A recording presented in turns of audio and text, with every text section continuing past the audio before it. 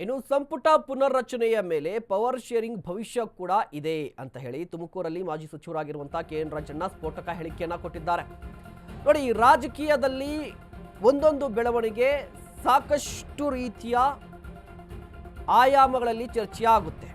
ಒಂದೊಂದು ಹೇಳಿಕೆಯೂ ಕೂಡ ಪುನರ್ರಚನೆ ಅಧಿಕಾರ ಯಾರಿಗೆ ಸಿಗುತ್ತೋ ಅವರೇ ಸಿಎಂ. ನೋಡಿ, ಪುನರ್ರಚನೆ ಅಧಿಕಾರ ಯಾರಿಗೆ ಸಿಗುತ್ತಲ್ವಾ ಅವರೇ ಸಿಎಂ ಆಗಿ ಕಂಟಿನ್ಯೂ ಆಗ್ತಾರೆ ಅಂತ ಅರ್ಥ. ಅದರ ಅರ್ಥ ಇಷ್ಟೇ, ರಾಜ್ಯದಲ್ಲಿ ರಾಜ್ಯ ಸರ್ಕಾರದಲ್ಲಿ ಸಿಎಂ ಬದಲಾವಣೆ ಸದ್ಯಕ್ಕಿಲ್ಲ.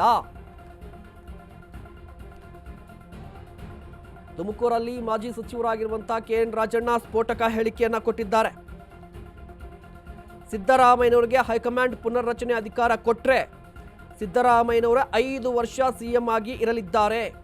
ಇಲ್ಲದಿದ್ದರೆ ರಾಜಕೀಯ ಸ್ಥಿತ್ಯಂತರ ನಡೆಯೋದು ಗ್ಯಾರಂಟಿ.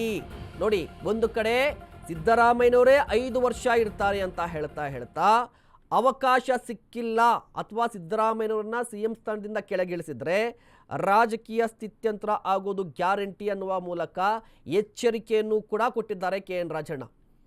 ನೋಡಿ, ಕೆಎನ್ ರಾಜಣ್ಣ ಹೇಳಿಕೆಯನ್ನು ಗಮನಿಸ್ತಾ ಇದ್ದಂಥ ಸಂದರ್ಭದಲ್ಲಿ ಪುನರ್ರಚನೆ ಆದರೆ ಸಿದ್ದರಾಮಯ್ಯನವರೇ ಪುನರ್ರಚನೆ ಮಾಡಿದ್ರೆ ಸಿದ್ದರಾಮಯ್ಯನವರು 5 ವರ್ಷ ಸಿಎಂ ಆಗಿರ್ತಾರೆ.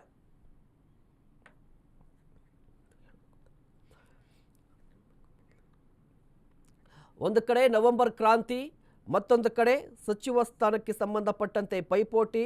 ಸಿಎಂ ಸಿದ್ದರಾಮಯ್ಯನವರೇ ಸ್ವತಃ ಒಂದು ಹೇಳಿಕೆಯನ್ನು ಕೊಟ್ಟಿದ್ದಾರೆ, ಸಂಪುಟ ಪುನರ್ರಚನೆ ಆಗುತ್ತೆ ಅಂತ ಹೇಳಿ.